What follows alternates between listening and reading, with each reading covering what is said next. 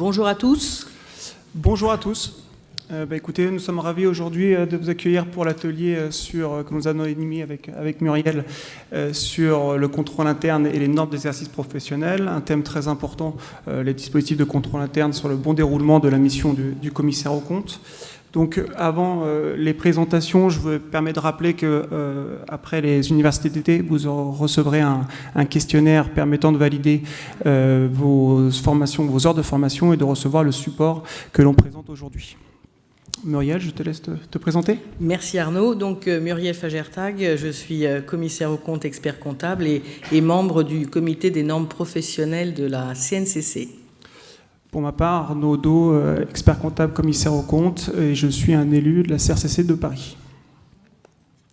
Sur le sommaire, nous allons voir 4 points distincts. La démarche du contrôle interne professionnel, les normes d'exercice professionnel et ce que l'on appelle maintenant les ex-SAC par simplification en lien avec le contrôle interne, le rappel des normes entrant dans le cadre de la mission légale du commissaire aux comptes et un point peut-être moins approfondi sur les ex-SAC parce qu'on les connaît depuis 2016. Alors, première séquence sur la démarche du contrôle interne. Évidemment, il est important de rappeler pourquoi on parle du contrôle interne. Dans toutes les organisations et toutes les entités, il est essentiel d'avoir un bon fonctionnement du business. C'est la partie maîtrise des opérations. Et donc ça, c'est le premier objectif du contrôle interne quand il est mis en place. Le deuxième objectif, c'est la fiabilité de l'information financière. Le troisième grand objectif, c'est le respect des lois et règlements. Donc ces 3 grands objectifs de contrôle interne sous-tendent en général les principaux référentiels de contrôle interne et sont après plus ou moins déclinés dans d'autres sous-objectifs, mais c'est très important. Et pourquoi c'est important de les garder en tête? Parce qu'on voit bien que par le biais de ces 3 objectifs, le contrôle interne n'est pas, contrairement à ce que beaucoup pensent, l'apanage des grandes entités cotées. Et donc, pour l'ensemble des professionnels que nous sommes, il est important de comprendre que ça fait partie vraiment du fonctionnement de l'entité et on va voir comment on l'utilise. Alors, dans les principales étapes de la démarche, on a une étape qui est évidente, c'est la compréhension de l'activité, c'est la compréhension de l'environnement et évidemment des risques de l'entité. Deuxième aspect, tout ce qu'on comprend, tout ce qu'on fait comme travaux, évidemment, ça doit être documenté. Et en particulier, la façon dont le contrôle interne est mis en place dans l'entité, et ce, quelle que soit ce qu'on appelle la stratégie d'audit que l'on retient. Alors, je fais un petit zoom sur ce qu'on appelle stratégie d'audit. C'est la stratégie qui consiste à collecter les preuves d'audit suffisantes et appropriées et à choisir la bonne façon de le faire. Dans certaines entités, on va pouvoir avoir une approche qui s'appuie essentiellement sur des contrôles substantifs, donc une combinaison de tests de détail et ou de procédures analytiques de substances. Et puis dans d'autres entités, il faudra adopter une combinaison des deux, c'est-à-dire contrôle interne, appui sur les contrôles et des travaux substantifs.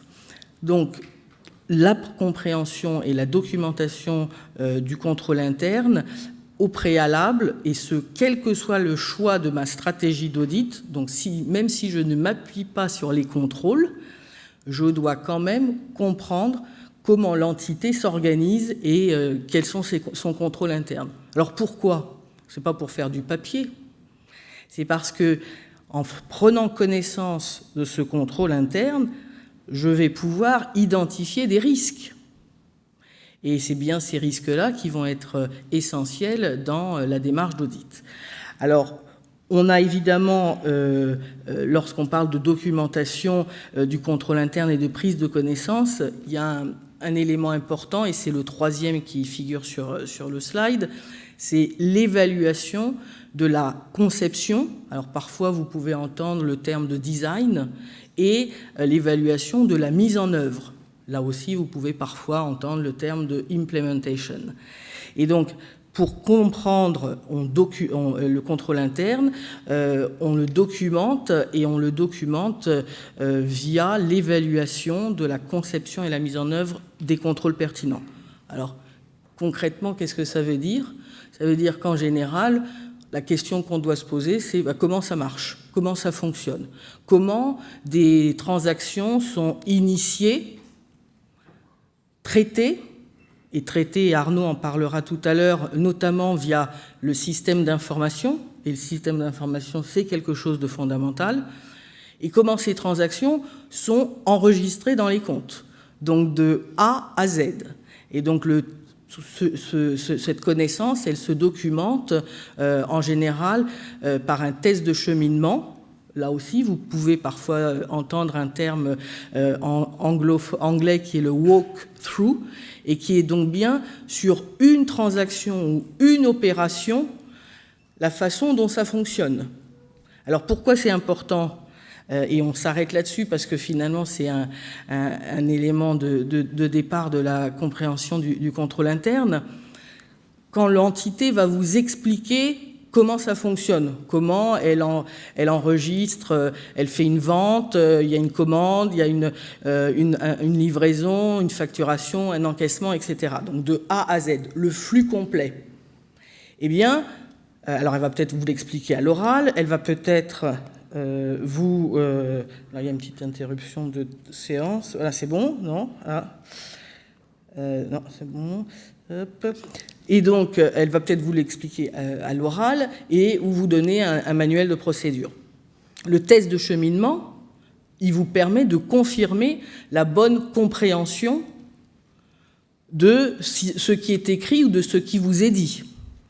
Et ce test de cheminement qui n'est pas un test d'efficacité, c'est juste pour confirmer que vous avez, bien compris, mais ça vous permet aussi de confirmer la façon peut-être dont vous allez appréhender votre stratégie d'audit. Peut-être que vous allez identifier déjà des contrôles qui vont être intéressants et des contrôles qu'on appelle pertinents pour l'audit dans le cadre de ce flux de A à Z. Donc, le test de cheminement, quand vous le faites, il peut être documenté avec un flowchart, il peut être décrit, il y a plusieurs façons de le faire, et en tout cas, il a vraiment pour objectif de, je confirme comment ça fonctionne, est-ce que ce qu'on m'a dit, c'est bien le cas réel, et 2, j'identifie des contrôles internes, des contrôles pertinents pour mon audit. Alors vous allez me dire, mais c'est quoi des contrôles pertinents pour l'audit? Il y en a 3 catégories. Finalement, il y a ceux qui sont nécessaires parce qu'on est dans un cas où les risques sont tels que les procédures de substance seules ne suffiront jamais pour que je collecte des preuves d'audit suffisantes et appropriées. Je prends un exemple. Vous êtes dans une entité, vous auditez une entité dont le chiffre d'affaires est réalisé par des clics sur Internet avec les publicités. Bon, là, a priori, donc il n'y a pas de bon de livraison physique. La piste d'audit est absolument électronique. Tous les processus sont automatisés, informatisés. Donc là, vous ne pouvez pas faire autrement que de vous appuyer sur les contrôles. Donc là-dessus, il va falloir effectivement vraiment documenter les contrôles qui existent. Et puis, le deuxième cas de contrôle interne pertinent pour l'audit, ce sont les cas où on est sur un risque inhérent élevé qui nécessite une démarche particulière. Alors souvent, on a un raccourci pour qualifier ces risques rouges, ces risques, on les appelle risques significatifs. Et là-dessus, encore une fois, quelle que soit ma stratégie d'audit, je dois vérifier et comprendre comment l'entité elle-même a mis en place des contrôles, parce que il y a des risques tels qu'on espère bien que l'entité a mis en place ce qu'il fallait.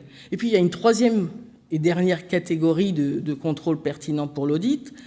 Ce sont les contrôles qui, finalement, selon votre identification et votre jugement professionnel, vous paraissent intéressants, efficaces, et vous souhaitez vous appuyer dessus. Donc, en synthèse, il faut comprendre tout le temps et documenter le contrôle interne de toutes les entités, et pas seulement les grosses entités cotées. 2, il faut pouvoir documenter cette compréhension via l'évaluation de la conception et de la mise en œuvre. C'est le test de cheminement en général qui permet de le faire. Et 3, il faut effectivement pouvoir ensuite commencer à élaborer sa stratégie d'audit. Voilà sur cette partie-là. Sur la démarche, Muriel, je confirme effectivement sur la partie test de cheminement, parce qu'entre ce que vous dit la direction et ce qui se passe réellement dans les équipes de façon opérationnelle, il y a un monde. Il y a un monde. Donc entre tout ce que nous dit le dirigeant, c'est beau, ça marche bien, et quand on fait les tests, on s'aperçoit que non, il y a beaucoup de points faibles qu'il faut prendre en compte dans notre mission. Le deuxième point, documentation, tu en as bien parlé, Muriel, ça permet d'éviter, de matérialiser, que vous évitez certains contrôles particuliers. Nous, j'ai eu le plaisir, j'ai passé un plaisir, mais d'avoir un contrôle H3C en octobre 2020 sur 2019. On avait, alors c'était pas moi le signataire, mais on avait un dossier à 40 millions de chiffre d'affaires. Il y avait 2 millions qui étaient liés à une activité accessoire. On a fait très peu de contrôle, très peu de diligence sur ces 2 millions, parce que c'était non significatif. On a fait uniquement une revue analytique et un recoupement gestion commerciale avec la compta, c'est tout. Et le contrôleur H3C n'a rien vu à dire, parce qu'en amont, 2 ans avant, on avait fait une analyse de la procédure, des tests de cheminement, on avait conclu sur la fiabilité de la procédure, et on avait documenté notre dossier de travail et le plan de mission. Donc c'est très important de documenter en cas de contrôle. Pareil, ça explique la démarche que vous allez avoir tout au long de votre mission. Sur le volet normes d'exercice professionnel et ce qu'on appelle, nous, les EXAC, par simplification, en lien avec le contrôle interne. Donc on a la mission, pour la mission légale, pour la mission légale, on a les 3 NEP 315, 330 et 265. Donc 315, comme vous l'a dit Muriel, c'est une obligation lorsque vous rentrez sur un dossier d'avoir une connaissance globale de l'entité. Donc c'est la prise de connaissance de l'entité et de son environnement, y compris le contrôle interne. La NEP 330 vous dit que vous allez mettre en place des contrôles, des procédures d'audit en fonction de l'évaluation de votre risque. Donc l'analyse de la prise de connaissance de l'entité va permettre d'identifier et d'évaluer le risque d'anomalie significative dans les comptes. Et ça en déduit, vous allez en déduire en fonction de cette analyse des procédures à mettre en œuvre. Est-ce que je réalise tel ou tel sondage? Si je suis sur une société très informatisée, contrairement à une société qui a beaucoup de procédures informelles ou de documents manuels, vous n'allez pas réaliser le même niveau de contrôle. Donc ça, c'est important pour vous, pour votre démarche, mais aussi pour que les équipes d'audit, quand vous intervenez sur les dossiers, quand eux interviennent sur les dossiers de façon opérationnelle, fassent bien les bons travaux, les bons contrôles. Et enfin, la NEP 265, communication des faiblesses du contrôle interne à la direction. Ça, on nous impose de matérialiser auprès de la direction les faiblesses significatives que vous avez détectées. Et c'est un peu, pour moi, c'est une des valeurs ajoutées que l'on peut avoir auprès du dirigeant par rapport à une casquette d'expert comptable. Voilà, on apporte un plus, on peut apporter en tout cas un plus par rapport à notre mission d'expertise comptable. Pour les EXAC, on a les références au niveau le communiqué de la CNCC du 29 juillet 2016. On a un avis technique annexe 3 pour les attestations, annexe 4 pour les procédures convenues. Et enfin, il n'y a pas de référentiel doctrinal ou normatif pour la partie consultation en matière de contrôle interne. Très rapidement, là c'est du laïus de la NEP 315. Vous la connaissez, j'imagine. Enfin, en tout cas, je perds le mot, excusez-moi. Donc la NEP 315 nous dit que le commissaire aux comptes doit prendre connaissance d'un certain nombre d'informations importantes pour évaluer, comme on l'a dit tout à l'heure, identifier et évaluer le risque d'anomalie significative. Donc c'est le secteur d'activité de l'entité, de son environnement réglementaire, d'autres facteurs externes tels que les conditions économiques générales du secteur où intervient l'entité, les caractéristiques de l'entité qui permettent au commissaire aux comptes d'appréhender les catégories d'opérations ou les soldes des comptes et les informations attendues dans l'annexe des comptes. Ces caractéristiques incluent notamment la nature de ses activités, les compositions de son capital, la gouvernance d'entreprise, tous ces éléments que vous avez l'habitude de prendre connaissance lorsque vous rentrez sur le dossier. Les objectifs de l'entité et les stratégies mises en œuvre pour les atteindre. Ça peut avoir un impact sur le risque d'anomalie significative dans les comptes. de la mesure et de l'analyse des indicateurs de performance financière de l'entité et les éléments du contrôle interne pertinents pour l'audit. Tous ces éléments-là, encore une fois, doivent être également matérialisés et documentés dans votre plan de mission pour vous, mais également, surtout, j'ai envie de dire, pour les équipes d'audit qui interviennent sur les dossiers. Le plan de mission doit matérialiser l'ensemble des éléments que nos équipes d'audit ont besoin lorsqu'ils interviennent sur un dossier. Normalement, le plan de mission, en lisant le plan de mission, il doit avoir 75 ou 80% de toutes les informations utiles pour intervenir tout seul ou en binôme ou avec une équipe sur le dossier sans que vous soyez là. Donc ça vous fait gagner du temps, même si la rédaction d'un plan de mission peut prendre un petit peu de temps, surtout en première année, et après c'est une réactualisation, mais ça fait gagner du temps au niveau des équipes. En tout cas, c'est comme ça que moi je l'interprète. Effectivement, et ce plan de mission, il ne doit pas faire 70 pages, 90 pages, 100 pages. C'est aussi un plan de mission synthétique avec non pas des copier-coller, d'extraits des documents divers et variés, mais avec un vrai travail de synthèse et de prise de recul. Alors là, on va avec Arnaud donc rentrer dans la partie principale de ce séminaire. C'est finalement les NEP et le contrôle interne dans le cadre de la mission de commissaire aux comptes. Alors, on a à dessein identifié deux schémas intéressants qui figurent dans la note d'information de la CNCC sur l'approche par les risques. Elle date de 2016 et elle est intéressante. Il y a deux parties. Il y a une partie de synthèse qui fait une vingtaine de pages et puis une partie assez détaillée avec des annexes qui expliquent un peu le modus operandi. Alors, ce premier schéma est important. Donc, pourquoi ? Parce qu'on voit bien qu'on est là dans la phase d'identification et d'évaluation, donc dans la cartouche bleue à gauche, et qu'on va effectivement donc toujours prendre connaissance de l'entité de son environnement, y compris de son contrôle interne, non pas comme ça pour documenter, mais comme étant un moyen d'identifier et d'évaluer les risques d'anomalies significatives. Et ce, à deux niveaux. Donc on fait évidemment une revue analytique préliminaire, hein. On regarde les comptes quand on fait l'approche, parfois ça fait du bien de le rappeler. Et donc il y a deux niveaux de risque d'anomalies significatives, celui qui porte sur ce qu'on appelle les états financiers pris dans leur ensemble, les comptes pris dans leur ensemble, et donc qui sont liés à l'environnement, qui sont liés au contrôle interne, et on va voir comment et ce que ça veut dire. Et donc ces risques-là sont ce qu'on appelle des risques diffus. Il peut y avoir des problèmes dans tous les comptes, pas seulement sur un élément.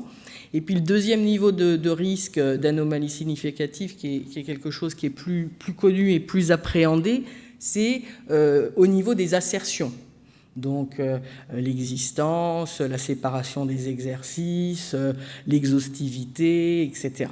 Et donc c'est bien la combinaison de ces deux risques d'anomalies significatives qui me permet d'élaborer effectivement la démarche et de construire un plan de mission et un programme de travail pour répondre à ces éléments-là. On voit bien à gauche que la partie risques globaux pris dans leur ensemble, diffus, nécessite une adaptation de l'approche générale. Donc on va mettre plus d'équipes expérimentées en fonction de la complexité de l'entité et de son environnement. On va peut-être diminuer le seuil de planification lorsqu'on est dans un environnement, une entité avec un contrôle interne non satisfaisant, relativement de mauvaise qualité. On peut aussi augmenter l'imprévisibilité, qui est quelque chose d'important pour finalement parfois réduire le risque de fraude, hein, donc l'imprévisibilité dans la nature, l'étendue et puis le timing des interventions. Et puis, donc sur la partie de droite, on n'est plus sur le programme de travail par rapport à des assertions sur les comptes. Le deuxième schéma, donc là, on est effectivement sur les comptes significatifs. Alors là aussi, c'est des raccourcis pour dire que ce sont les comptes qui comportent, ou les soldes de comptes qui comprennent un risque d'anomalie significative de par leur montant et ou de par leur nature. Donc, l'une des questions importantes à se poser, c'est finalement, est-ce que je peux construire ma stratégie d'audit et collecter des preuves d'audit suffisantes et appropriées uniquement par des tests de substance. Donc, test ou contrôle substantif, on parle parfois de contrôle substantif, de test de substance, c'est la même chose, qui sont, encore une fois, la combinaison de tests de détail et ou de procédures analytiques de substance. Et donc, via ce schéma, qu'est-ce qu'on voit? On voit que si je peux effectivement faire uniquement une approche via des tests de substance dans une entité où finalement il y a beaucoup de process manuels, il y a peu de volumétrie, peu d'automatisation, peu d'éléments complexes, eh bien je peux tout à fait considérer que je vais directement dans ma stratégie, mais j'aurai évidemment documenté la phase précédente de comment ça marche. Deuxième cas, j'ai besoin d'avoir effectivement un appui sur les contrôles de l'entité, et soit ça fonctionne, pour être très clair, et dans ce cas-là, je vais pouvoir faire des tests d'efficacité parce que j'ai vérifié que mon test de cheminement fonctionnait bien. Pour être très clair, ce n'est pas la peine d'aller faire 40 tests d'efficacité sur un contrôle si le test de cheminement que vous avez fait sur une transaction au hasard ne fonctionne pas. Donc on voit bien que parfois il y a beaucoup de temps perdu et les équipes ne comprennent pas bien effectivement la notion de contrôle interne, parce qu'on ne va pas tester une faiblesse. On ne teste que des points forts et des points qu'on a effectivement identifiés comme étant satisfaisants. Et quand on dit satisfaisant, ça veut dire quoi? Ça veut dire que le contrôle qui est mis en place par l'entité permet de réduire, détecter, corriger un risque. On en reparlera un peu plus tard. Donc, on fait le test de cheminement, c'est l'évaluation de la conception et la mise en œuvre des contrôles pertinents. Alors, il y a d'autres façons de documenter, mais c'est en général la façon classique. Et puis, si ça ne fonctionne pas, on peut avoir un problème sur l'opinion, puisque on va identifier quelque chose de suffisamment grave. Et s'il y a des contrôles qui ne fonctionnent pas, il y aura une faiblesse significative de contrôle interne dans certains cas, qui sera aussi à communiquer à la direction et à la gouvernance. Donc, le point important de ce schéma, c'est quand je suis au niveau des travaux sur les assertions, je me pose la question de est-ce que je peux collecter des preuves d'audit uniquement par les seuls travaux de substance? Si non, je suis obligé d'identifier des contrôles internes pertinents. Ensuite, je fais mon test de cheminement pour bien vérifier que ça fonctionne, et j'espère bien que ça fonctionne, avant de faire mon test d'efficacité. Et puis, en fonction du résultat, opinion ou communication. On a, par exemple, les balancagers, nos clients ont dans leur outil informatique, système comptable, une balançager qui peut être utile très rapidement pour voir s'il y a un risque de dépréciation ou non de créance client. Donc la balançager, elle peut être très utile et faire gagner du temps à nos équipes. Mais si en amont, vous n'avez pas testé la réalité, la véracité du document qu'on vous transmet et les procédures internes de mention des dates d'échéance dans l'outil, vous pouvez louper complètement votre test.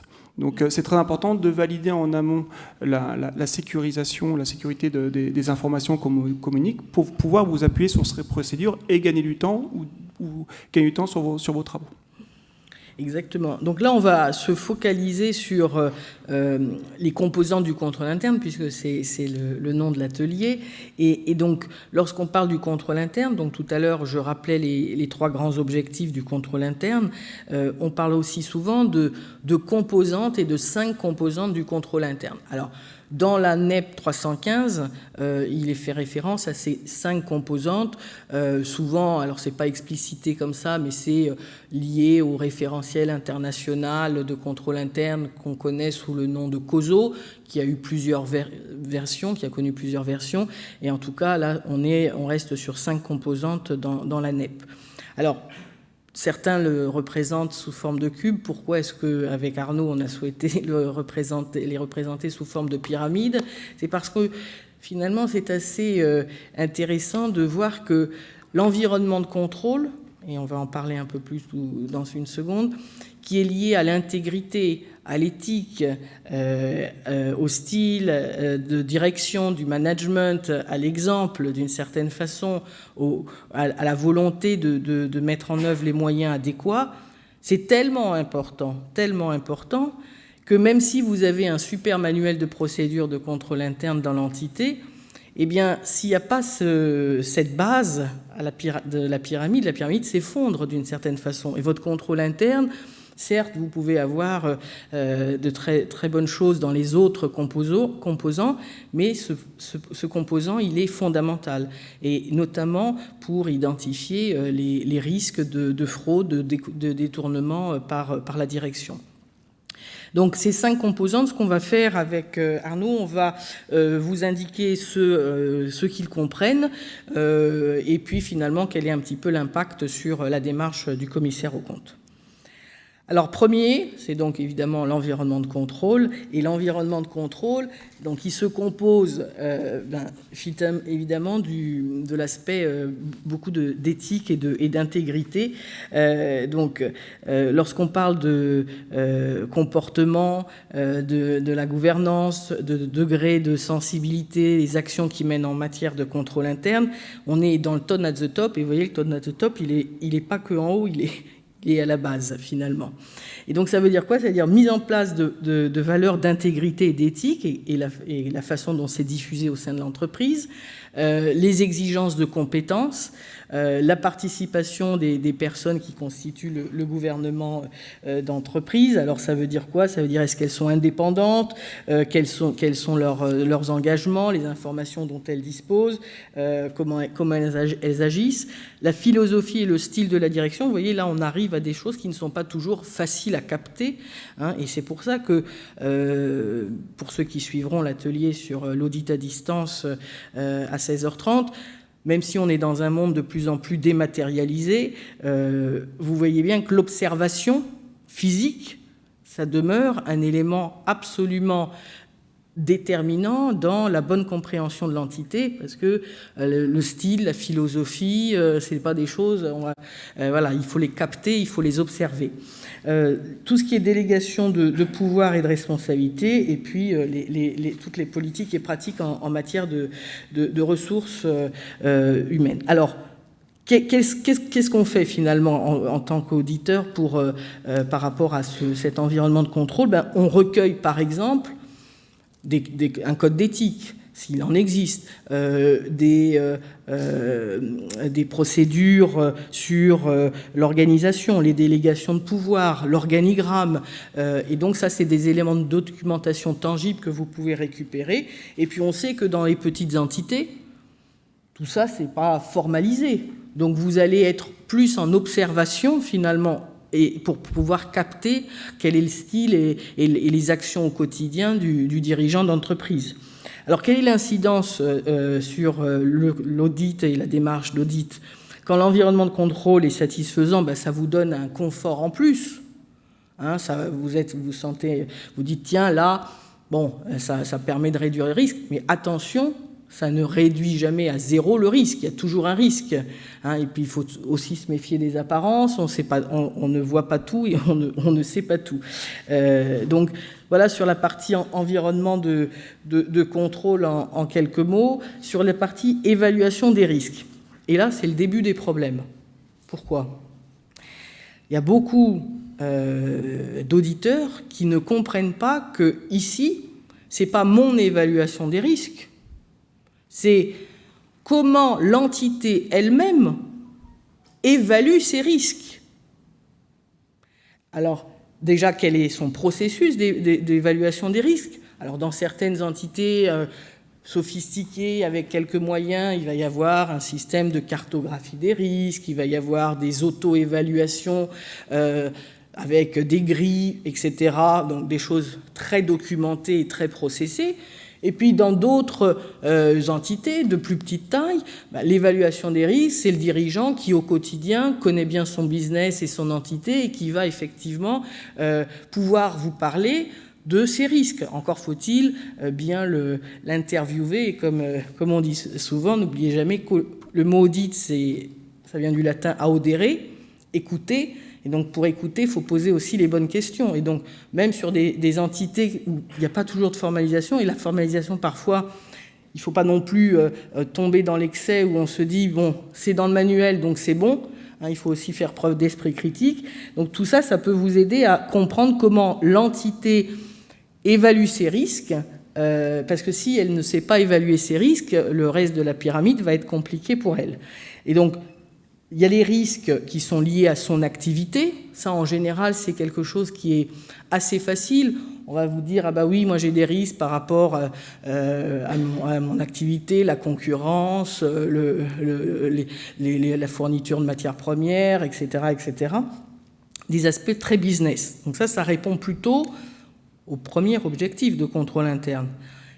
Soyez un peu critique et vigilant pour vérifier que l'entité, elle identifie bien les risques qui sont liés aux deux autres objectifs que sont la fiabilité de l'information financière. Elle a peut-être des risques liés à ça, parce qu'elle n'a pas les bonnes équipes, parce qu'elle a eu des problèmes sur ses systèmes d'information pour produire les comptes.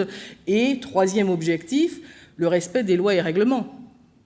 Si l'entité elle-même, qui est dans un environnement complexe, réglementaire, ne fait pas de veille, ou même sur des sujets de fiscalité, paye personnelle, elle n'est pas bien armée, ben vous voyez bien qu'elle peut aussi avoir des problèmes.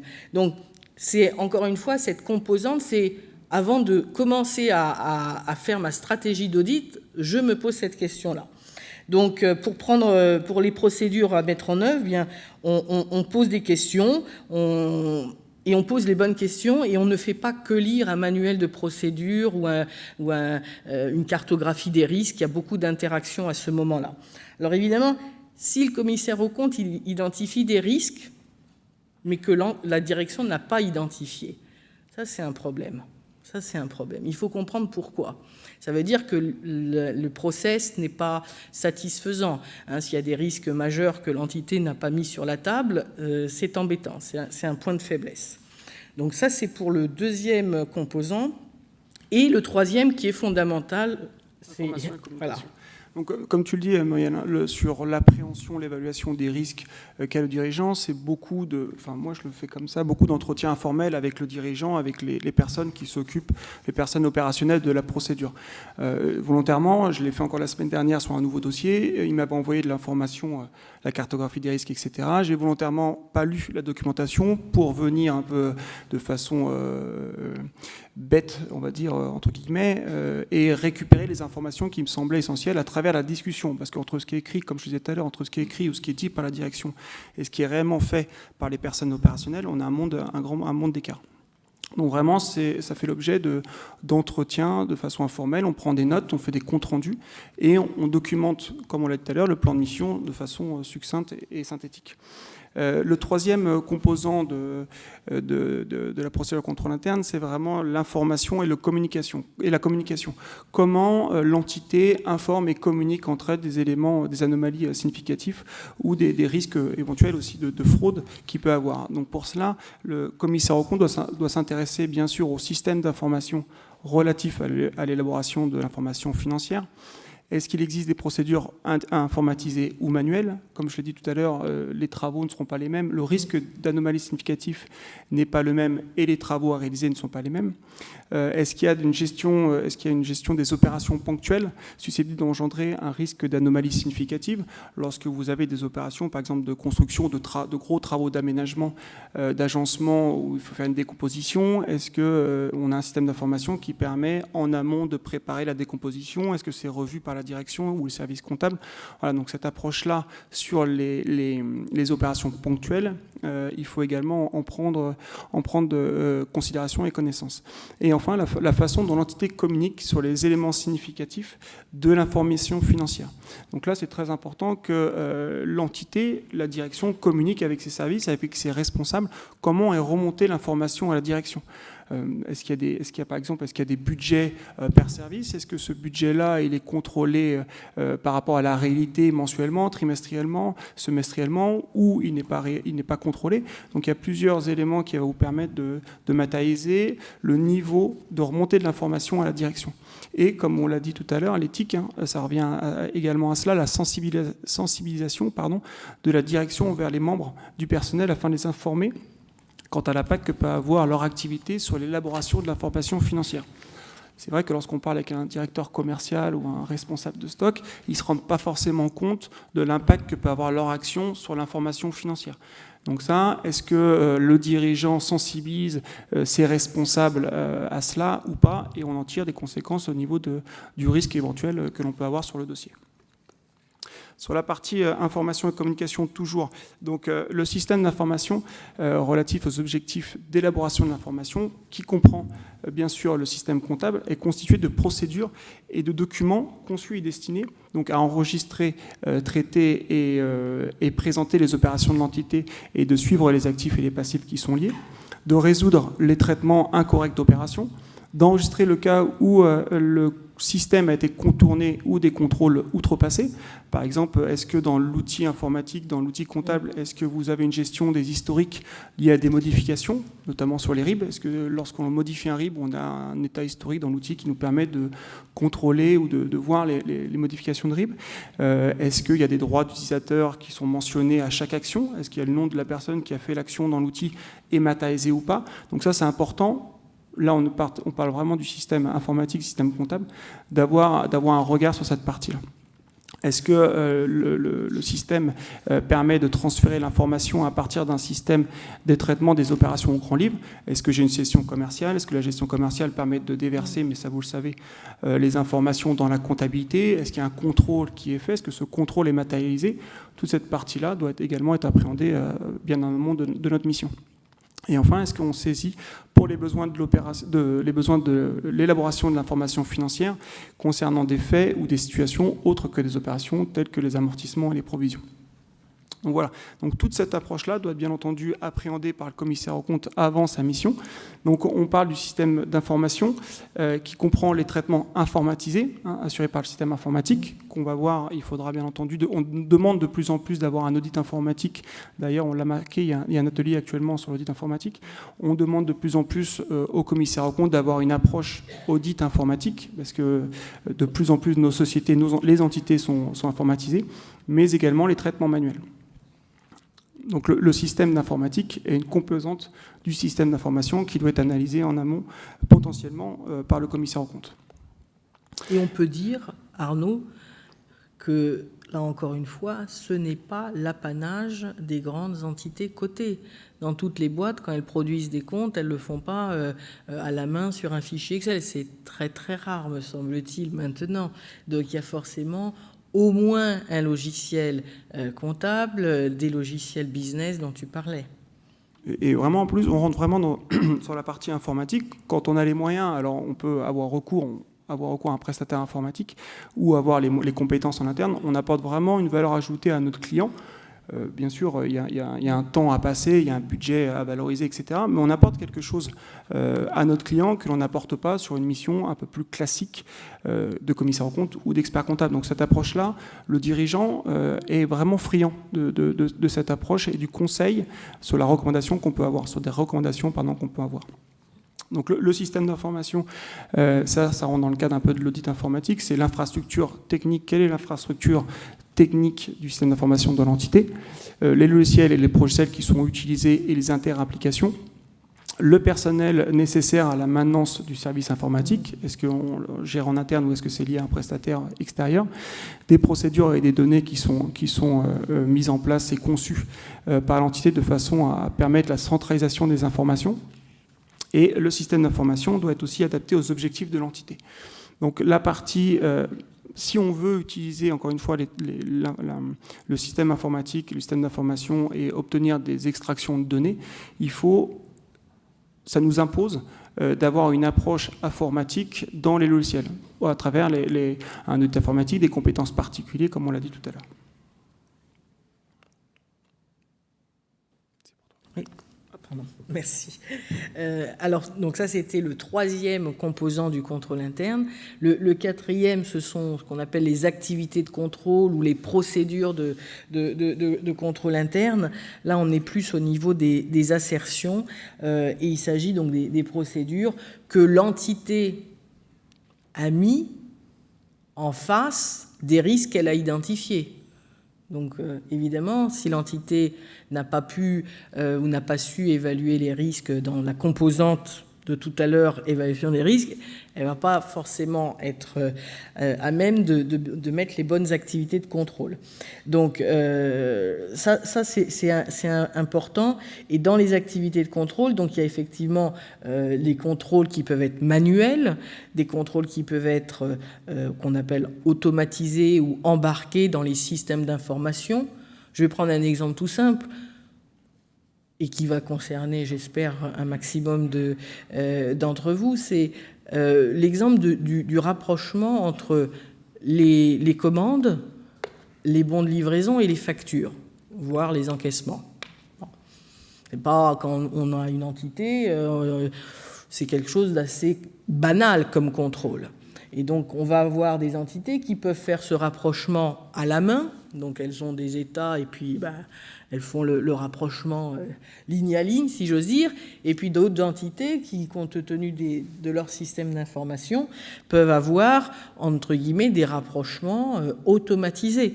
Donc, vous voyez bien que on a à bien comprendre où on est, d'un point de vue contrôle interne, pour pouvoir effectivement identifier les contrôles et la façon dont on va pouvoir travailler.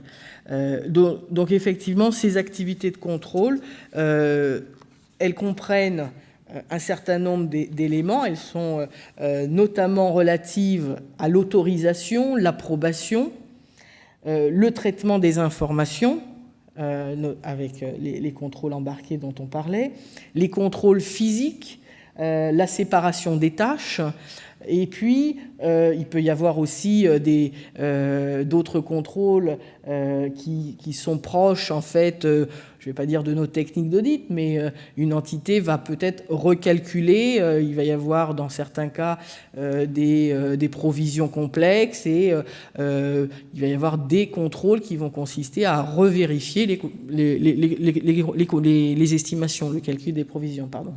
Donc, qu'est-ce que ça veut dire? Ça veut dire que là aussi, il faut passer du temps à comprendre ce qu'est le contrôle et qu'est-ce qui va permettre de réduire comme risque.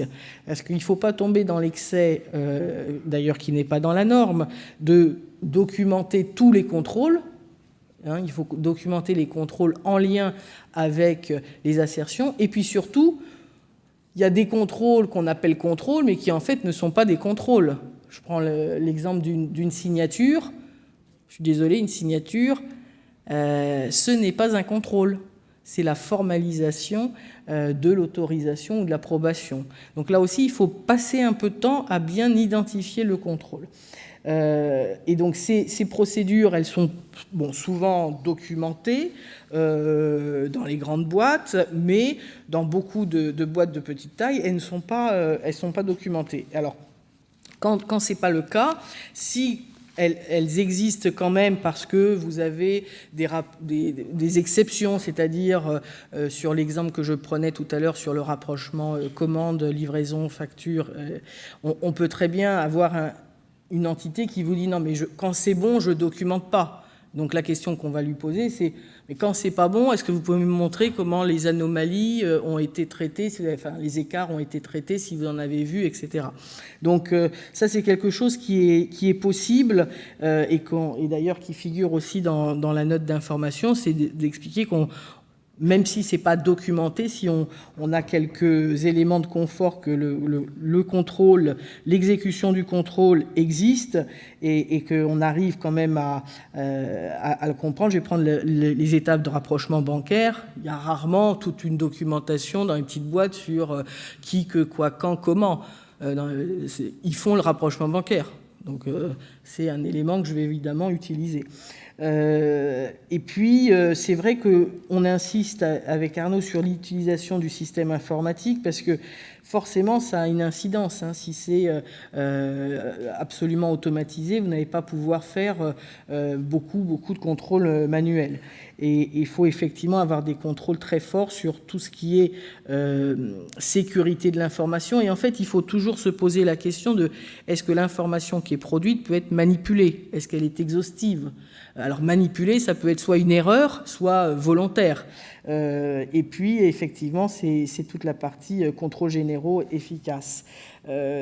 Après, sur les procédures, comment on fait? Eh bien, on a des entretiens, on fait les fameux tests de cheminement et on identifie quels sont les contrôles qui sont intéressants.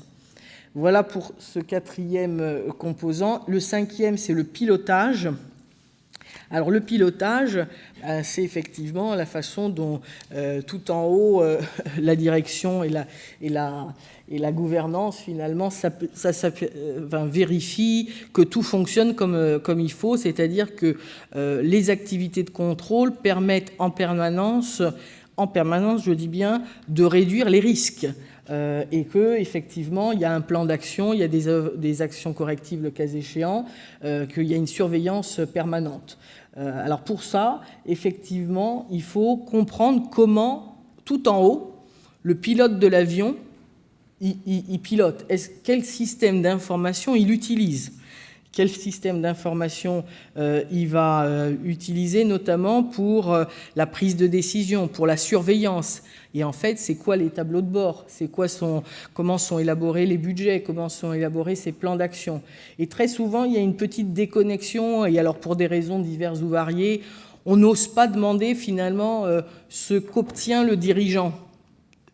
Parfois, et surtout dans des boîtes parfois très complexes, il y a plein de fichiers, plein de systèmes dans tous les sens, et c'est vrai qu'il faut rester un peu critique, et en se disant, bon, à un moment donné, le dirigeant, il ne va pas prendre un fichier Excel avec X dizaines d'onglets, il y a bien quelqu'un qui lui prépare un tableau de bord. Est-ce que ce tableau de bord est fiable? Est-ce qu'il a été, il est automatisé, il sort directement du système? Et ça, cette vision de qu'est-ce qui est utilisé par le pilote ou les pilotes, c'est fondamental. Alors, quand on parle de pilotage, on a aussi les aspects de contrôle d'audit interne. Dans beaucoup d'entreprises, il y a un département d'audit interne. Et là, donc, vous avez la NET 610. Tout le point, c'est d'identifier où se positionne l'audit interne. Est-ce qu'il est bien indépendant? Est-ce qu'il est bien rattaché au pilote et pas à la direction financière? Est-ce que l'audit interne est compétent? Quelle est l'étendue de son activité, son plan de mission? Est-ce qu'il fait des missions qui peuvent effectivement être intéressantes pour l'auditeur externe? Voilà pour le pilotage. On a donc en synthèse quelques techniques d'audit. C'est les demandes d'information. Encore faut-il bien le faire, c'est-à-dire au bon moment, avec les bonnes personnes des deux côtés, c'est-à-dire le bon niveau d'interlocuteur dans l'équipe d'audit et au niveau de l'entité. Et puis surtout, ne pas faire l'audit uniquement avec la même personne. Même dans des petites entités, il y a bien un directeur commercial. Donc, il ne faut pas faire seulement l'audit avec le chef comptable. Donc ça, c'est un élément absolument important. On parle beaucoup depuis tout à l'heure d'esprit critique, parce que si vous faites l'audit de A à Z avec le chef comptable, même s'il est très compétent, vous avez une seule source d'information et vous n'êtes pas en mesure de corroborer.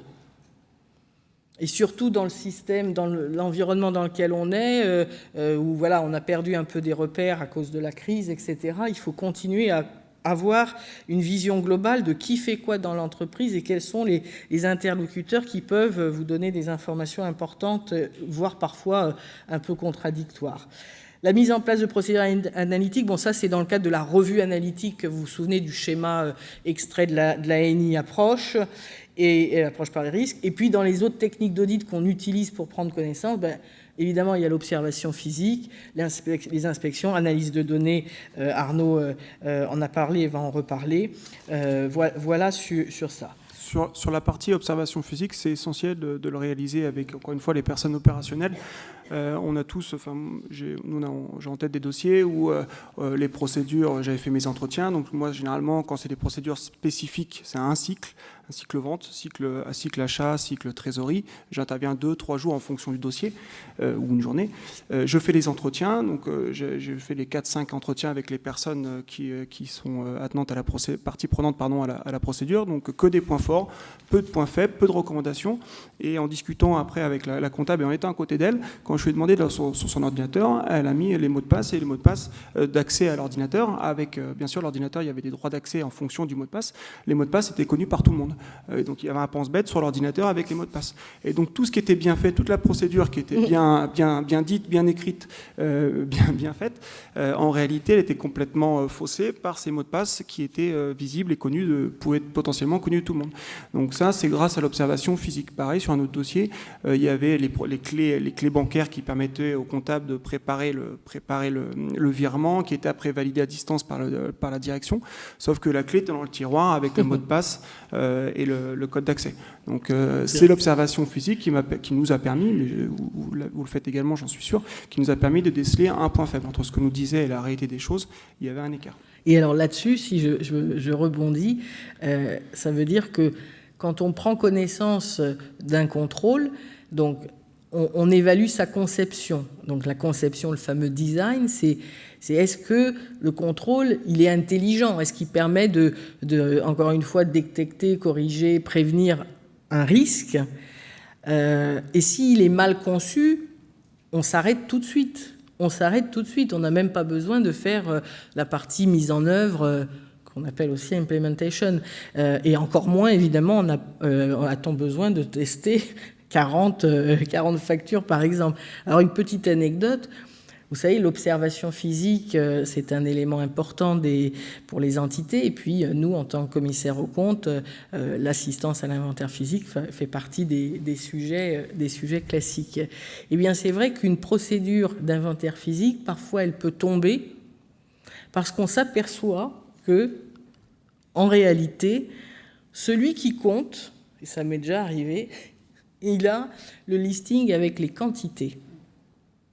Alors évidemment, vous pouvez avoir une super procédure, sauf qu'évidemment, hop, il compte, donc forcément, il va être enclin à se dire, bah tiens, s'il y a marqué 38 unités, je vais mettre 38. Et on voyait comment une procédure classique peut tomber parce que elle est mal faite. Donc c'est pas la peine de s'appuyer dessus, puisque le comptage ne vaut rien.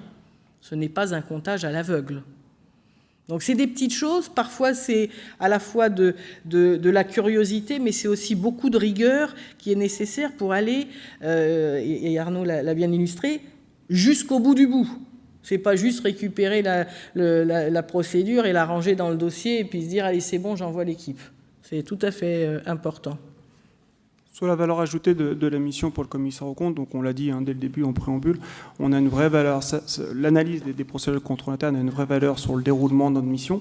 Donc là, on est vraiment sur la mission du commissaire aux comptes, ça nous permet de faire les bons tests au bon moment, au bon endroit, par les équipes d'audit. Encore une fois, il faut bien le documenter en amont. Et l'analyse que peut avoir le commissaire aux comptes peut apporter un éclairage différent au chef d'entreprise, notamment le risque de fraude, les procédures inappliquées, etc. Le risque de fraude aujourd'hui, encore encore dans les TPE et petites PME, le dirigeant n'a pas tout à fait conscience du risque qu'il a au sein de son entreprise par un risque de fraude. Voilà, on a peut-être tous, enfin moi j'ai récupéré le dossier en expertise, un dossier où il y a eu une fraude avérée. Le dirigeant n'avait pas du tout conscience du risque qu'il avait en lui. Il n'avait mis aucune procédure en place, un détournement bête de la comptable, qui s'est fait avoir d'ailleurs avant de partir, mais le dirigeant n'avait pas du tout conscience. Et ça, encore aujourd'hui, on en trouve de plus en plus, enfin on en trouve, pardon, des dirigeants qui n'ont pas conscience du risque qu'ils ont. Sur le risque de fraude, je me permets juste de dire, au niveau de la commission d'innovation où je suis présent à la CRCC de Paris, on est en train de travailler sur le développement d'un logiciel qui permettrait de détecter la fraude pour les commissaires aux comptes. Donc on va vous envoyer, on a préparé un petit listing de questions, de 8 questions, on va vous les envoyer après l'atelier sur vos boîtes mail. Donc si vous avez la gentillesse de nous répondre pour voir l'intérêt de développement de cet outil. Alors c'est vrai que le zoom sur la fraude est intéressant et utile, surtout dans le contexte dans lequel on est. Il y a quand même eu depuis les 2 dernières années beaucoup, compte tenu voilà, de la crise et de l'état un petit peu de difficulté, parfois du relâchement dans les procédures, une réorganisation.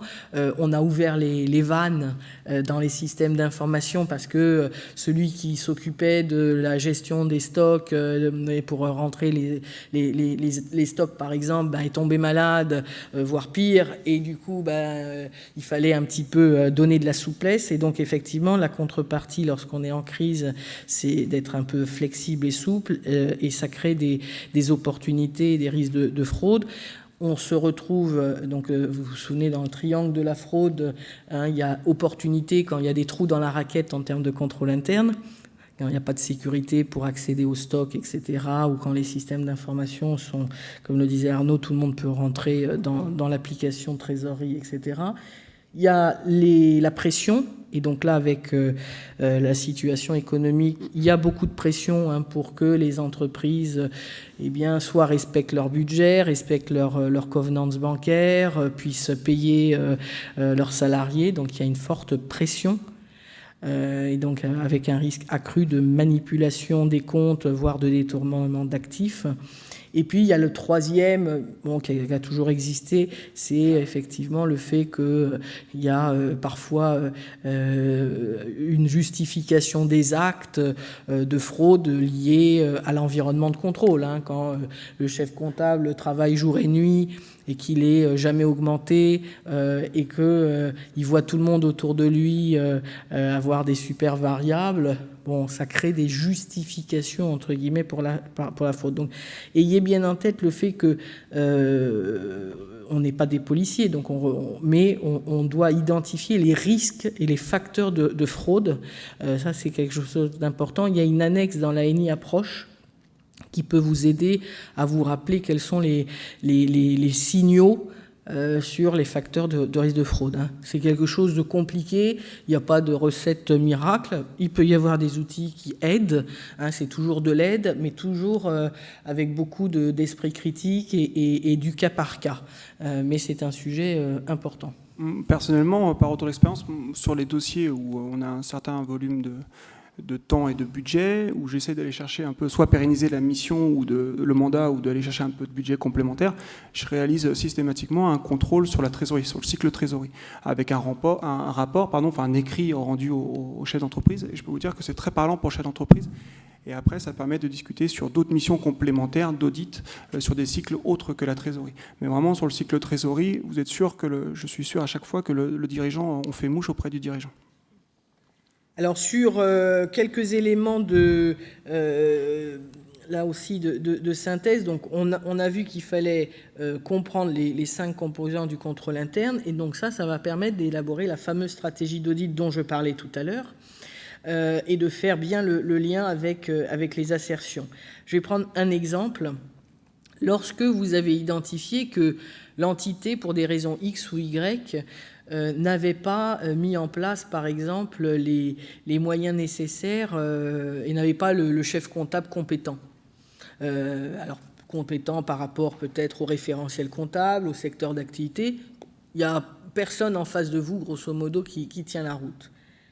Votre risque d'anomalie significative, hein, il n'est pas sur une assertion ou sur un compte. Il est, vous vous souvenez, diffus. Il est sur l'ensemble des états financiers. Donc là-dessus, il va falloir effectivement avoir un seuil de planification plus bas, mettre en face une équipe d'audit plus expérimentée, avoir plus de supervision. Donc ça, c'est important. Autre point, et soyez attentifs, parce que sans qu'on vous donne des pistes pour le quiz, mais il y a des éléments qui pourront vous aider, des tests de procédure seuls ne peuvent jamais suffire. Alors ça, c'est quelque chose qui est très clair dans l'ANEP, on vous dit, indépendamment de l'évaluation du risque d'anomalie significative, le commissaire aux comptes conçoit et met en œuvre des procédures des contrôles de substance. Donc lorsqu'on a effectivement des comptes significatifs, où il y a un risque d'anomalie significative, et notamment donc, lorsqu'on a des comptes de taille importante. Ça veut dire quoi? Ça veut dire, et c'est là où il y a aussi un peu de problème de compréhension. On se dit, mais je ne comprends pas, j'ai fait un gros travail sur le contrôle interne de l'entreprise, j'ai testé l'efficacité, tout fonctionne bien. Pourquoi est-ce qu'on m'oblige à aller faire des travaux de substance? Pourquoi? C'est vrai, pourquoi? Eh bien, parce que il y a pour deux grandes raisons qui sont les suivantes. La première, c'est qu'on vous dit il y a toujours un risque de détournement des contrôles par l'entité. Toujours. On ne peut pas réduire à zéro ce risque-là. Et deuxième raison, c'est parce que quand on fait l'approche par les risques, toute cette démarche-là, eh bien, il y a du jugement professionnel. On n'est pas des robots, donc il y a forcément eu des choix et il peut y avoir un petit peu d'approximation. Et donc on nous oblige à faire cette voiture-balai, si vous me permettez l'expression, qui sont les contrôles de substance. Alors les contrôles de substance, ça peut être des confirmations externes, hein, c'est dans la catégorie des procédures, des contrôles de substance, des tests de détail, etc., ou des procédures intégrées de substance. Donc là, on en a déjà parlé, je ne vais pas revenir dessus, c'est clair, mais un test de cheminement n'est pas un test d'efficacité. On a des cas particuliers, hein, lorsque vous devez absolument faire un test de cheminement ou évaluer la mise en œuvre et conception quand on est en face d'un risque significatif. Et les risques pour lesquels les contrôles de substance seuls ne suffisent pas, vous vous souvenez, c'est ce qu'on a dit. Et donc là, on arrive à quelque chose d'important, c'est la communication que va vous présenter Arnaud. Donc là, on rentre dans le cadre législatif sur la communication des commissaires aux comptes, donc c'est l'article 823-16 et la NEP 260 qui nous impose de révéler, d'informer le dirigeant des faiblesses significatives qu'on a détectées au cours de notre mission dans le dossier, dans les procédures, excusez-moi. Donc sur la faiblesse significative, donc on doit normalement révéler les faiblesses significatives. Mais moi, personnellement, j'hésite pas à mettre également les faiblesses que je peux détecter. Alors, je les priorise dans l'écrit que je rends aux dirigeants. Je priorise de 1 à 3 sur l'importance de la faiblesse.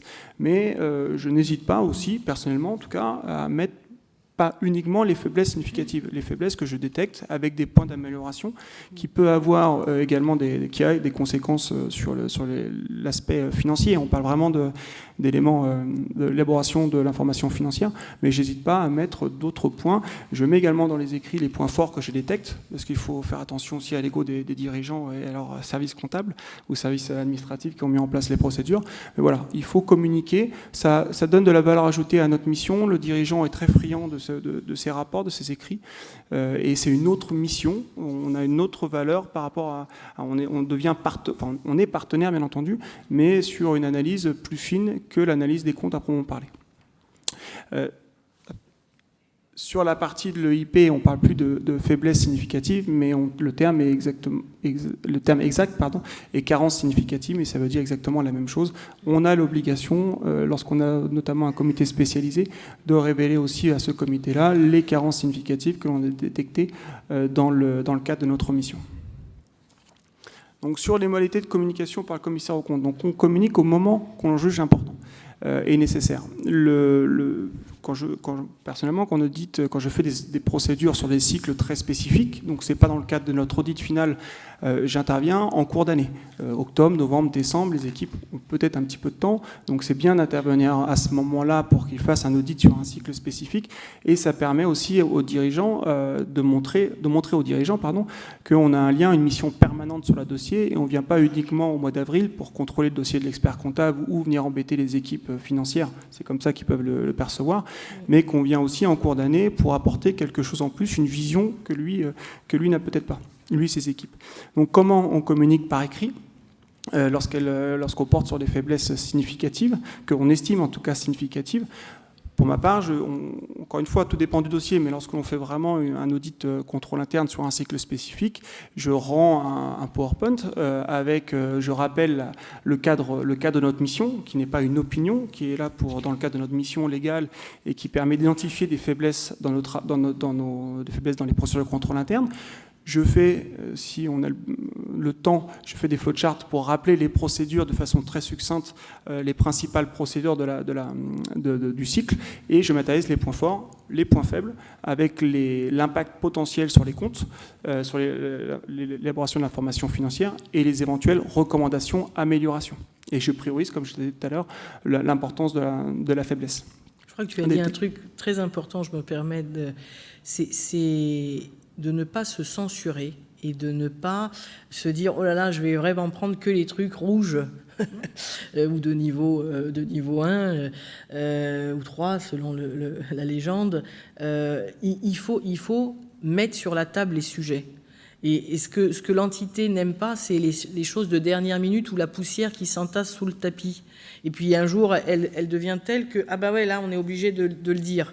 Donc, il faut faire preuve aussi de communication en temps et en heure, comme tu le disais. Et cet écrit-là, on l'a produit lorsqu'on a été contrôlé par le H3C, on l'a produit au contrôleur, qui n'a rien vu à redire aux écrits que l'on a fait. Et dedans, on marque bien des points d'amélioration et même des recommandations. Et du moment qu'on n'intervient pas sur la mise en place de la procédure, mais qu'on recommande les bonnes pratiques, on n'a rien à nous reprocher. Et si c'est très grave, évidemment, comme faiblesse significative, on en tire les conséquences sur notre approche ou sur l'opinion. Si on est dans une banque et qu'on ne peut pas s'appuyer sur les systèmes d'information, etc., je prends cet exemple de manière caricaturale, il faut en tirer aussi les conséquences sur l'opinion. Donc la valeur ajoutée, comme on l'a dit, c'est une valeur ajoutée pour le dirigeant. Ça permet de percevoir différemment la mission. On devient plus un partenaire autre que sur l'aspect financier à proprement parler. On l'aide à élaborer des procédures, à améliorer les procédures qu'il met en place, à prendre conscience de l'importance du risque de fraude ou du risque de détournement ou de choses qu'il y a dans les procédures qu'il y a en place. Donc on a mis un petit focus, on a voulu mettre quand même un focus, quelques slides sur l'extraction des données, l'utilisation des données. Comme vous l'avez dit, il y a un atelier dédié aux universités d'été actuellement sur l'audit informatique, tous concernés. C'est vrai qu'aujourd'hui, de plus en plus, les procédures sont informatisées et on doit utiliser ces procédures pour influer sur nos travaux et réaliser des travaux autres que des contrôles de substance. Lorsque vous avez beaucoup de transactions en cours d'année, on ne peut pas, même si vous faites 150 tests de substance, le fondement de l'opinion peut être limité parce qu'on n'a pas un volume très important en termes de solde comptable. Donc il ne faut pas hésiter à utiliser l'information qui est communiquée par les outils du client, les outils de gestion commerciale, la comptabilité, pour pouvoir faire ces contrôles. Bien sûr, ça nécessite un audit au préalable et une validation des procédures. L'audit informatique, on n'a pas tous dans nos cabinets les compétences en interne. On peut avoir des personnes qui ont des appétences pour l'informatique, mais on n'a pas forcément une compétence à en parler. On peut avoir des recours à des prestataires extérieurs pour notre mission. D'ailleurs, lors des experts comptables de Paris et la CRCD de Paris, je me permets, a sorti une plateforme qui s'appelle bbz.fr qui permet de mettre en relation des prestataires avec des compétences particulières pour le monde de l'expertise comptable et du commissariat. Donc n'hésitez pas à aller voir. Si vous cherchez un prestataire informatique de la sous-traitance, vous pouvez aller sur ce site-là. Donc l'analyse des données, c'est l'analyse c'est l'action de mettre en relation l'information pour en faire ressortir des tendances, vraisemblances et anomalies. Donc l'analyse de données, c'est le data mining, pas confondre avec data mining et la data processing. Donc vraiment, le système d'information est au cœur de nos travaux, au cœur des travaux que l'on va, des extractions que l'on va demander, des travaux qu'on va les réaliser. Donc on a vraiment la partie exploration du système d'information qui est plus poussée encore que la partie prise de connaissances ou procédure plutôt manuelle. Et on a l'utilisation des outils qui nous permettent de corroborer ou d'avoir des certains nombres de résultats sur les travaux. Donc ça, potentiellement, on peut avoir l'obligation d'avoir recours à des compétences informatiques. Donc même raisonnement que sur l'analyse de la prise de connaissance des procédures. On a une prise de connaissance du contrôle interne. On obtient et on réalise la description des processus métiers, l'interface entre les logiciels, comment se découle l'information financière entre les logiciels. On demande des extractions des fichiers sources. Donc ça, les auditeurs sont à même de bien identifier quelles sont les extractions qu'ils ont besoin pour pouvoir réaliser ces travaux. Quand tu parlais, Muriel, justement, de l'informatisation de la procédure facturation achat, la facture achat, si vous avez un outil qui est informatisé avec le bon de commande qui est dedans, qui est validé, l'action est matérialisée, la facture qui est également scannée, GD, et l'action est matérialisée et la livraison la validation de la date de livraison ou la date de réception, si vous faites une extraction, vous pouvez faire des travaux assez intéressants au niveau des FNP, des CCA ou des choses utiles pour notre mission. Donc ça, il faut bien requêter l'extraction des données pour pouvoir l'utiliser correctement. Donc après, c'est l'analyse des données selon les règles du contrôle interne, l'analyse des résultats et des exceptions et les demandes de précision sur le contrôle interne. Donc sur l'analyse des exceptions, l'avantage lorsqu'on travaille sur des extractions de données, c'est qu'on ne travaille plus sur une période, on travaille sur la période pratiquement annuelle. On a l'ensemble, l'exhaustivité des écritures, des transactions. Donc on peut travailler, si encore une fois les procédures sont bien en place et fiables, on peut travailler après uniquement sur les exceptions. Et ça va réduire, comme je le disais tout à l'heure, ça va réduire le nombre de contrôles de substances à mettre en place par les équipes. Alors il y a des avantages, il y a des prérequis. Donc au début on a mis inconvénient, mais Muriel m'a dit non, pas inconvénient, on va dire prérequis pour l'atelier. Donc effectivement, l'avantage c'est les travaux sur l'exhaustivité des données, la réexécution des traitements, la réduction du risque d'audit, les travaux qui ne sont non envisageables sans l'outil. Quand on travaille sur un nombre illimité de données, c'est important d'avoir un outil pour le faire, et ça permet de formaliser les travaux. Alors, formalisation des travaux, attention quand même à la piste d'audit. Lorsque l'on fait des extractions de données, il faut soit le corroborer avec des éléments probants. Par exemple, si vous récupérez l'ensemble des factures de vente, il faut essayer de le corroborer avec l'information synthétique de la gestion commerciale. Ou alors, normalement, ce qu'il faut, c'est que l'on soit présent lors de l'extraction de la donnée. Donc, n'hésitez pas à le mettre dans votre feuille de travail, que le collaborateur était présent, si c'est bien le cas, bien sûr, qui est présent lors de l'extraction des données. Les prérequis, c'est quand même la formation des collaborateurs. Il y a un temps d'adaptation, il y a un temps de formation qui n'est pas neutre, forcément. Et il y a les temps de mise en œuvre et le coût du logiciel ou un développement interne.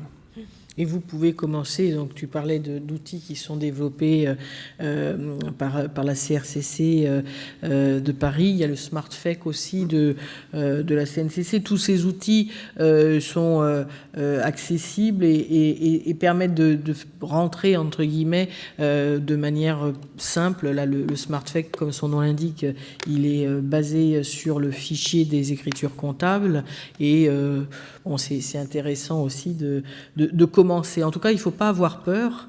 Il vaut mieux commencer sur des petits dossiers, bien appréhender le sujet. Et c'est comme pour les systèmes d'information que vous a décrit Arnaud.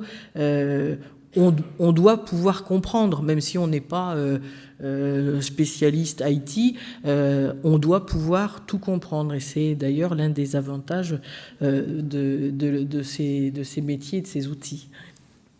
La formation des collaborateurs, c'est quand même important, parce que nous, on avait, le précédent cabinet, j'avais essayé de mettre un logiciel de recouvrement de base de données qui est connu. On nous avait fait une formation une journée, on nous avait donné la clé pour essayer de le faire, en disant c'est très bien, ça marche bien.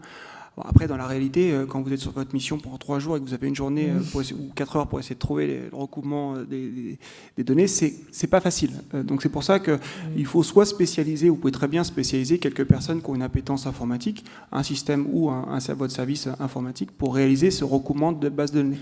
L'auditeur, il requête les extractions, il fait la demande de besoin, et après aux informaticiens ou aux personnes qui ont une appétence informatique de réaliser les travaux.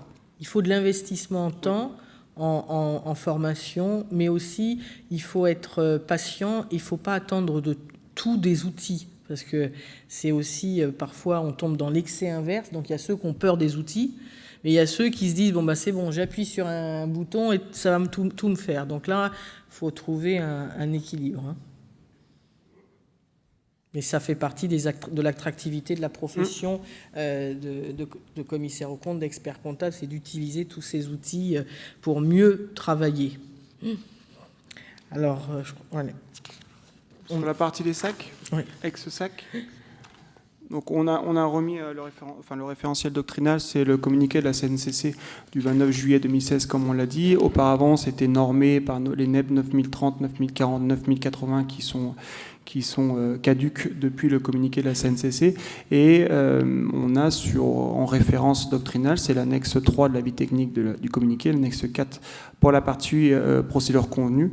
Et comme je disais tout à l'heure, il n'y a pas d'avis doctrinal ou normatif sur la partie avis et recommandation du contrôle interne. Sur le dispositif général des SAC, on va continuer à les appeler les SAC. Oui, et tu as raison, on continue, juste là aussi pour pas qu'il y ait de confusion, pour des raisons pratiques, mais on a un code de déontologie qui est révisé, mis à jour depuis mars 2020. Hein, donc, on n'utilise plus ce terme-là, mais c'est pour des raisons... c'est vrai que depuis les quelques dernières années, entre les DDL qui ont disparu, la terminologie SAC qui a changé, c'est vrai que tout ça fait beaucoup de vocabulaire différent, mais il faut pouvoir bien comprendre. Hein. Lorsqu'on est sollicité pour une mission de SAC, on doit, pareil qu'une mission d'audit légal, avoir une phase d'acceptation sur le contexte de la demande, la norme ou la doctrine applicable. Bon, ça reste assez classique par rapport à une mission de mission légale. On doit émettre une lettre de mission en conformité avec le besoin et la demande du dirigeant. Et cette lettre de mission doit être signée, bien sûr, par les parties prenantes. Donc là, c'est vrai que je permets une petite incise dans le code de déontologie de mars 2020. On est sur les services interdits. Donc là, on n'est pas sur ces sujets. On n'a pas approfondi à dessein ces sujets-là parce que notre thème, c'est le contrôle interne. Donc on veut vous donner un peu la substance. Mais on insiste. Il n'y a plus de SAC. C'est des services interdits. Et il y a des travaux qui peuvent être effectués sous l'ancien esprit qu'on va vous décrire. Donc là, je pense qu'on passe après à la lettre de mission. Donc, plan de mission, elle est normée, classique. Classique, elle est normée par rapport à l'avis technique, on vous laisse vous y référer. On n'apporte aucune plus-value sur l'atelier de ce jour.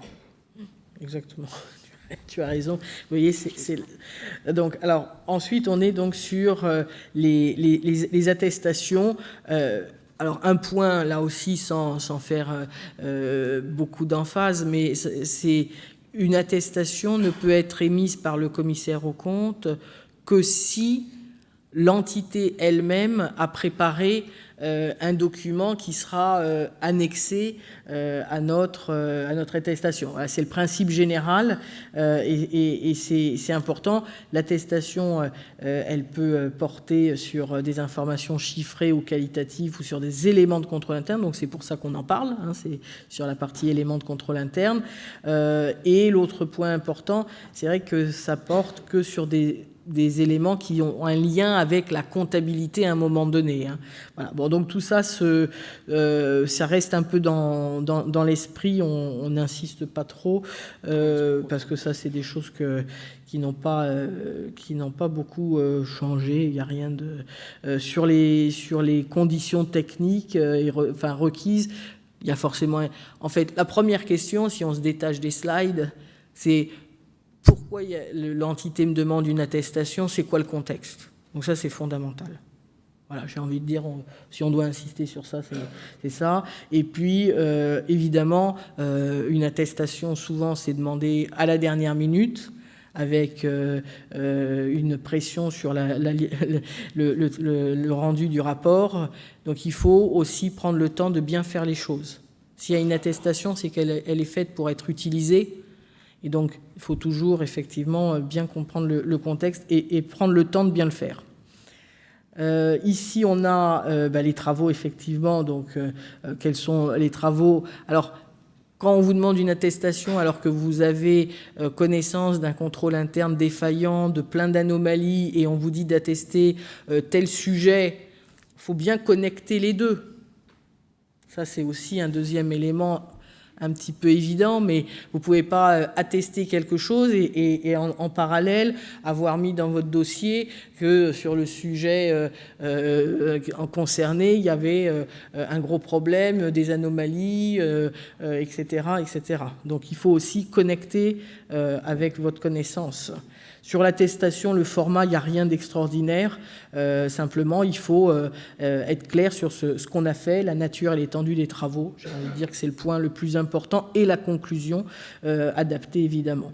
Donc là, il y a un petit point, effectivement, par rapport au secret professionnel. Cette attestation est envoyée à la seule direction de l'entité.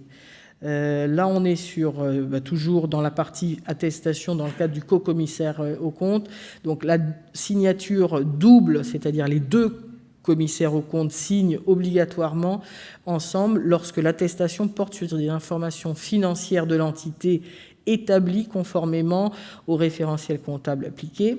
Voilà. Et puis dans d'autres cas, ça peut être signé par un seul des commissaires aux comptes. N'oubliez pas qu'il y a la confraternité dans l'article 8 du Code de déontologie, et donc on informe au préalable son confrère ou sa consoeur de l'attestation qui a été demandée. Voilà.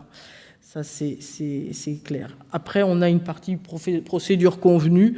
Sur la partie procédure convenue, comme son nom l'indique, il faut encore une fois comprendre ce qui est demandé. Pourquoi, quel est le contexte, et puis qu'est-ce qu'on va faire. Alors, il n'y a pas d'opinion d'audit, il n'y a pas d'assurance émise quand on est en procédure convenue. On est sur une description un peu, j'ai envie de dire presque un programme de travail, et ça peut porter de manière classique, effectivement, sur aussi des éléments de contrôle interne dans le cadre de l'atelier qui nous concerne. Donc, les constats qu'on fait lors de ces rapports de procédure convenue, donc, n'ont pas à être rendus publics par l'entité. Ça, c'est toujours aussi un élément important. Ici, qu'est-ce qu'on vous rappelle? On vous rappelle effectivement que il y a un certain nombre de diligences à faire, et que, encore une fois, dans le rapport, il y a la nature des travaux qui ont été effectués, le périmètre, l'étendue. C'est une vraie restitution, si j'ose dire, de programme de travail. Et le format du rapport, vous voyez comme ça, on voit bien l'identification des informations, la description des procédures, les constats, les éventuelles remarques complémentaires. Alors, si on prend un peu de recul, les mots ont une importance. Les mots, comme dans le dossier d'audit de mission légale, créent de la confusion. Créer des choses qui sont complètement ésotériques parfois. Donc attention au bon usage des mots, ne pas prendre un mot pour un autre, ne pas utiliser les mauvais mots, ne pas copier-coller des choses d'un dossier à un autre ou de l'année dernière, etc. Là, j'insiste pas sur le co-commissariat au compte. Effectivement, l'intervention pour un rapport de procédure convenue peut être demandée à un des CAC. Et encore une fois, la confraternité, ce n'est pas qu'un mot dans le code de déontologie, mais ça s'applique dans la vraie vie. Sur la valeur ajoutée, je pense que voilà, ça fait partie des travaux. On a la consultation. Sur la consultation, donc comme je te disais, il n'y a pas d'avis doctrinal ni normatif. Donc on peut quand même avoir recours aux anciennes NEP 9080 pour prendre connaissance des travaux qui étaient faits auparavant. Voilà, rien de particulier sur l'analyse. Personnellement, j'essaie de l'intégrer de plus en plus, moi, dans ma mission d'audit légal, dans les avis, recommandations que je peux faire. Mais si vous souhaitez le faire sous format de SAC, libre à vous de le faire. Pareil, on doit mettre en place une lettre de mission qui est normée, non, qui n'est pas normée d'ailleurs, excusez-moi, une lettre de mission pour matérialiser l'étendue des travaux que l'on a réalisés sur le contrôle interne et bien spécifier notre intervention. Alors, un point fondamental ici, c'est dans la première colonne de ce slide. Quand vous faites finalement un travail sur, que ce soit de consultation de contrôle interne, ça ne peut pas remplacer un travail que vous auriez dû faire dans le cadre de l'exercice de votre mission d'audit légal. Donc ça, c'est très important. Donc il y a l'audit légal, et c'est pour ça qu'on a passé du temps dessus avec Arnaud. Et puis après, voilà, il y a ces missions, ces services qui sont autorisés, qui ne sont pas interdits, si j'ose dire. C'est un raccourci qu'on peut faire avec un certain nombre de précautions. Mais en tout cas, en termes de consultation, ça ne peut pas remplacer les travaux nécessaires pour la certification des comptes. Je crois que là-dessus, tu me dis si tu souhaites insister. L'autorisation, on est autorisé à émettre des avis de recommandation. Pareil que la mission légale, on ne peut pas mettre en œuvre et mettre en place les procédures de contrôle interne. On serait dans le cadre d'une remise en cause de notre indépendance, bien entendu.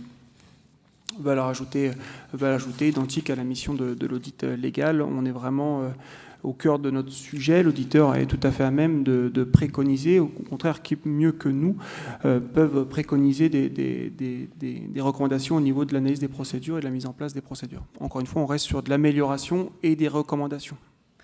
Exactement. Alors, avant que vous quittiez la salle, d'abord, un grand merci pour votre attention. Un point important, vous avez beaucoup d'informations qui sont à disposition sur le site de la CNCC, Sidonie. Vous voyez passer beaucoup de formations. Vous avez l'application Audit et compagnie. Vous avez tous les outils et aussi tout ce qui est proposé par les sites de l'Ordre des experts comptables et des CRCC, et notamment de la CRCC de Paris.